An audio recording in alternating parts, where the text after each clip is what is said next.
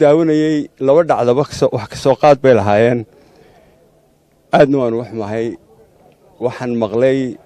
madaxweynihii cusbaa oo tababar uga furay hudheel halkaa ku yaal magaalada galbeedkeeda wasiiradii cusbaa waxa kaloon maqlay madaxweynaha oo qada sharafeed ku maamusay wasiiradii hore laba madaxweyne oo laba munaasabadood midna goobjoog ahaa midna aanu goobjoog ahayn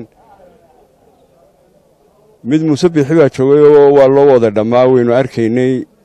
middan kale ninkii hadalka furay wuxuu yidhi anigoo madaxweynaha ka wakiila madaxweynuhu wuxuu martiqaadka u fidiyey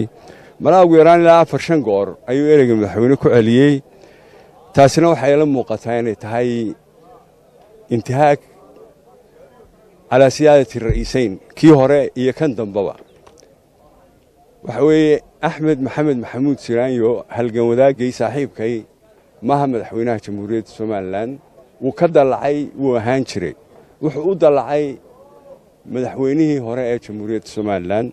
وسدح مرحلات مروى مرشح مروى مدحوينه هراء ودرت له قالوي قف كليا ودن كيستو ظاهر ريالوها وكيل بعد Muuse Biixi iyo Axmed marka la isaga dhigo Axmed baa sareeyo oo Axmed waa ninka saddex marxaladood ka soo gudbay Muuse tii labaad buu ku jiraa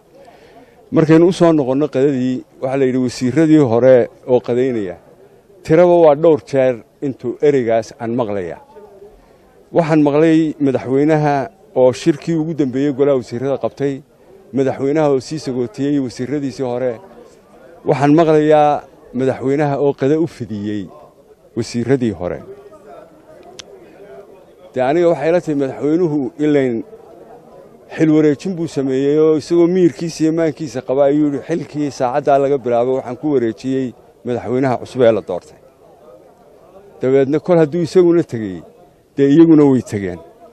hadalladan meesha ka maqlayay waxaan maqlayay qabo oo leh waa inaynu isku duubnaanaa waa inaynu isku xidhnaanaa waxaan maqlayay mid kale oo lahaa qoladiina nisaaq walba wax xishoonaysaan madaxweynuhu waa inuu inoo yeedhaa inoo yimaadaa anu garan maayo dee dhaqankaasi meelu ka jiro marka erey kaftana Cabdilaahi Dheera yidhi oo Cabdilaahi Dheera wuxuu ka kaftamay inna kaamil koodhskii waa loo yeedhayaa ma la laha ingiriisku kaamil koodhka intuu qoryi ka dhigay 2 bilood oo mushaharaysiisay sidoo Cabdilaahi sheegay ayuu waa leedin yeedhi doonaa kala taga taanu ma qabo Axmed Muuse Biixi inuu Siraanyo ku yiri qoladan intuu abaalmarin siiyay waa leedin yeedhi doonaa kala taga oo waxay sugaan anu ma garanayo xilkii uu dhamaaday haddii dadaalkii badnaayay ay sameeyeen intii ay xilka hayeen haddii ay inoogu darayaan inay imikana inoo furaan jabhadda wasiiradii jawjab hadday inoo furayaan oo taasi ay ictiraafkeena soo dadejinayso waynu u mahadnaqaynaa haddii kale waxaanu leenahay madaxweynuhu maalintii ugu dambeysay xilka wareejiyay waxay ugu dambeysay isagoo lugeynaya oo gurigiisa ku sii socda oo ay dadkuna hareera socdaan fariin bay ahayd annagu si aan u akhrinay fariin toban bay ahayd waxa weeye xilkii waan wareejiyay meeshiina waan ka tegey waanigaa ka lugeeyay aanoo faramarin baan ka tegey saasaanu u qaadanay hadduu madaxweynahoodii sidaa sameeyey